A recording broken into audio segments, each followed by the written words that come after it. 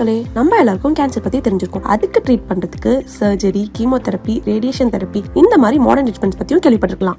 ஆனா கேன்சரை சக்சஸ்ஃபுல்லா ட்ரீட் பண்றதுக்கு இன்னொரு மெத்தட் இருக்கு. அது என்ன தெரியுமா? ஆமாங்க, ஆயுர்வேதா ரொம்ப பழமையான மெடிசன். ஆயுர்வேதா மெடிசன் யூஸ் பண்ணி நிறைய பேருக்கு லைஃப் கொடுத்திருக்காங்க நம்ம புனர்ஜன் ஆயுர்வேதா.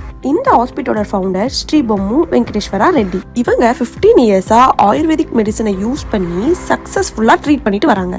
இந்த ஹாஸ்பிட்டல் தெலுங்கானா, ஆந்திர பிரதேஷ், கொல்கட்டா, பெங்களூர் இங்கெல்லாம் லொகேட் ஆயிட்டு இருக்கு.